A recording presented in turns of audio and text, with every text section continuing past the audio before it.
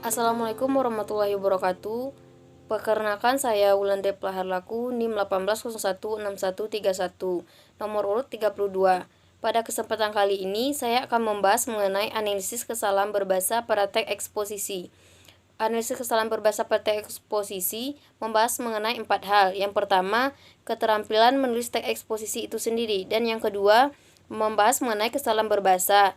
Yang ketiga, membahas mengenai penyebab kesalahan berbahasa pada teks eksposisi itu terjadi. Dan yang keempat, membahas mengenai upaya yang dapat dipakai untuk mengatasi kesalahan berbahasa pada teks eksposisi.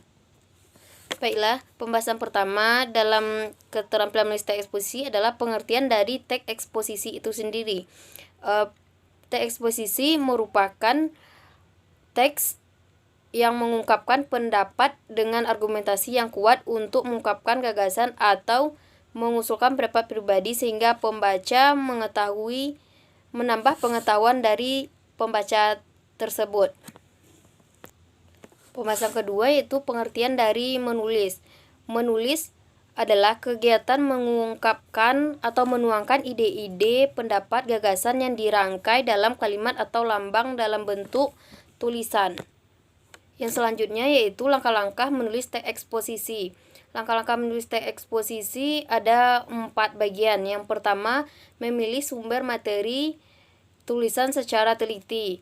Hal ini dimaksud agar apa yang ingin disampaikan itu memang merupakan informasi yang berharga bagi seorang pembaca, dan pembaca juga dapat memanfaatkan sumber informasi tersebut. Yang kedua, selalu menyadari tujuan tulisan agar tulisan tidak melenceng keluar jalur yang diharapkan. Dan yang ketiga,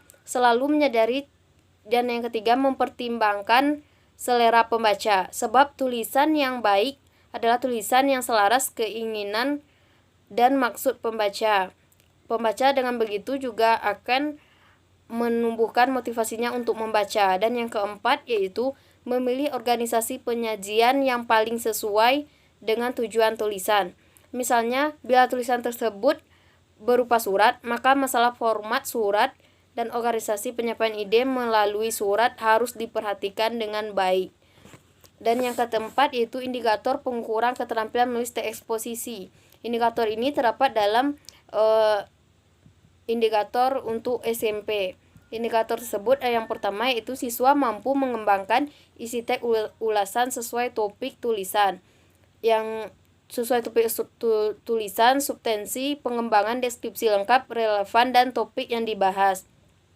Dan yang kedua, indikator yang kedua yaitu siswa mampu menerapkan struktur teks ulasan berupa tesis atau argumentasi. Dan indikator yang ketiga yaitu siswa mampu menggunakan diksi atau pilihan kata yang tepat dalam menulis teks ulasan. Dan yang keempat yaitu siswa mampu menggunakan ejaan yang sesuai dengan aturan penulisan berupa tanda baca, penggunaan huruf kapital, penataan paragraf atau mekanik.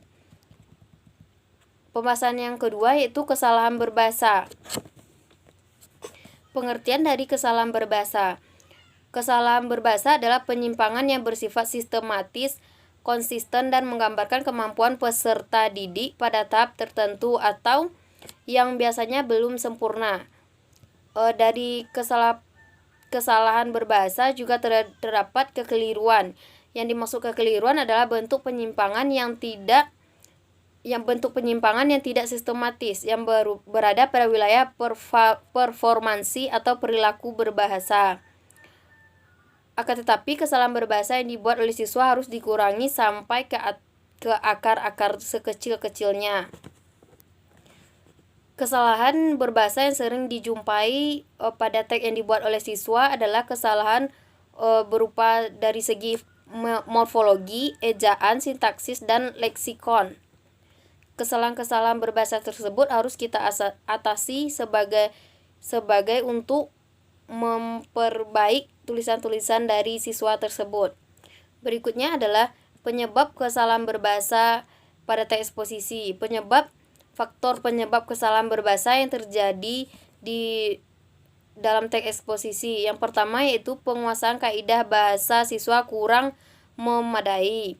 Maksudnya yaitu banyak siswa yang belum menguasai kaidah bahasa Indonesia yang baik dan benar baik dari segi ejaan, diksi, kalimat maupun paragraf. Dan penyebab kesalahan berbahasa yang kedua yaitu kurangnya contoh dari seorang guru.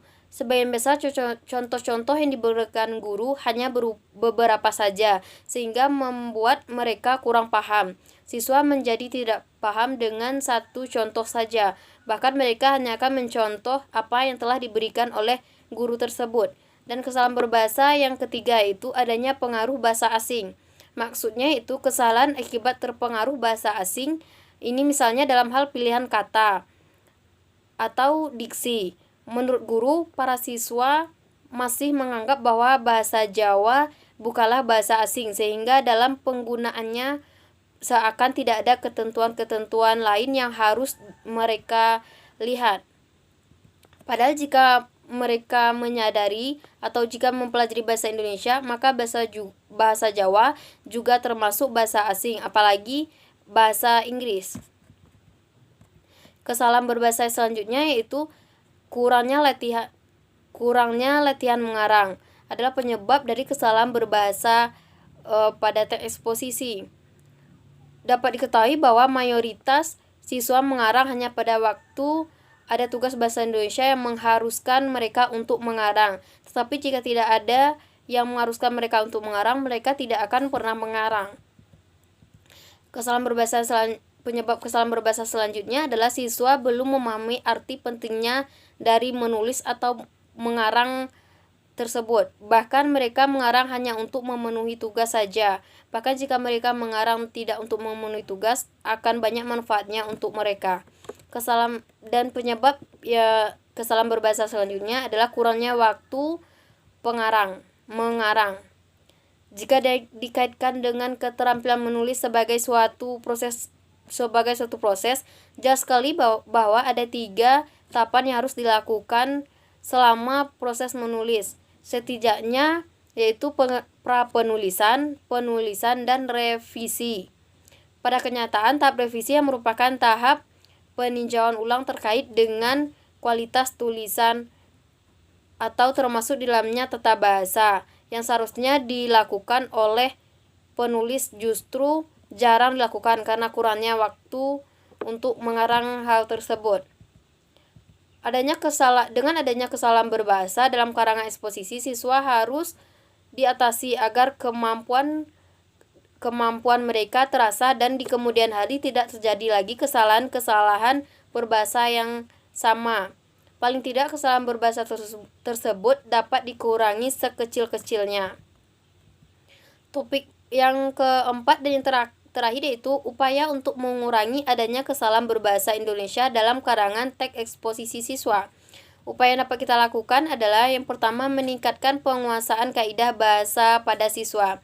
Menulis tanpa disertai penerapan kaidah bahasa yang tepat belum bisa dikatakan berhasil sesuai tujuan.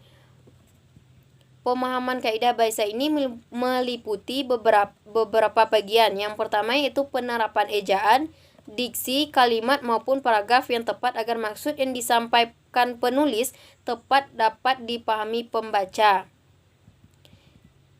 Jika penulis salah dalam penerapan ejaan, diksi, kalimat maupun paragraf, hal itu akan mengganggu ketercapaian informasi antara penulis dan pembaca. Jika terjadi hal tersebut, maka pembaca akan bingung untuk mengambil kesimpulan dari hal yang dia baca. Upaya yang kedua yaitu memperbanyak latihan menulis. Dengan adanya berbagai kesalahan yang dibuat siswa yang mencakup dalam pelajaran bahasa Indonesia, suatu hal yang wajar. Oleh karena itu, guru harus memotivasi siswa untuk sering berlatih mengarang. Tidak hanya dilakukan pada saat pelajaran saja, tetapi juga dilakukan ketika ada waktu senggang. Tentu saja menurut para guru, latihan yang disarankan tidak hanya latihan saja, tetapi juga sering membahas secara bersama-sama kesalahan yang sering terjadi. Apa yang dikoreksi, kesalahan yang mereka perbuat, diulas kembali agar mereka juga paham di mana mereka terdapat kesalahan dalam menulis tersebut. Dan yang ketiga yaitu menerapkan teknik koreksi yang tepat. Sejauh ini, teknik koreksi menulis atau mengarang yang dilakukan di sekolah-sekolah masih lebih berpusat pada guru. Hanya guru saja yang memeriksa kesalahan dari seorang siswa. Tak akan lebih baik jika seorang siswa diikut sertakan dalam mengoreksi tulisan yang mereka buat tersebut. Seperti contohnya, mereka disuruh untuk menukarkan hasil yang mereka buat, tulisan yang mereka buat kepada siswa-siswa yang lainnya untuk mengoreksinya bersama-sama. Dengan demikian mereka akan lebih termotivasi untuk menulis karangan teks eksposisi yang lebih baik. Mereka juga tahu di mana mereka kesalahannya. Dan upaya yang keempat yaitu pelaksanaan pembelajaran menulis dengan pendekatan proses. Pembelajaran menulis sebagai suatu proses tetap perlu untuk dilakukan. Menurut para guru, dengan menerapkan pendekatan proses, siswa akan melalui tahap-tahap menulis yang seharusnya dilakukan yang paling tidak melalui pra-penulisan, penulisan, dan revisi. Melalui tahap-tahap tersebut, tentu siswa akan tahu bagaimana cara membuat perencanaan tulisan, bagaimana proses dalam menulis atau menuangkan ide-ide yang mereka ketahui, dan meneliti ulang terkait dengan bahasa yang mereka gunakan. Dengan proses seperti ini, kesalahan berbahasa dalam karangan siswa akan dapat dikurangi karena mereka tahu persis proses yang harus mereka jalani. Mereka akan paham dengan apa yang akan mereka buat, dan mereka akan paham dengan ide-ide yang telah mereka dapat. Mereka dapat menyimpulkan semua hasil pikiran mereka dan mengembangkannya menjadi sebuah tulisan. Baiklah, sekian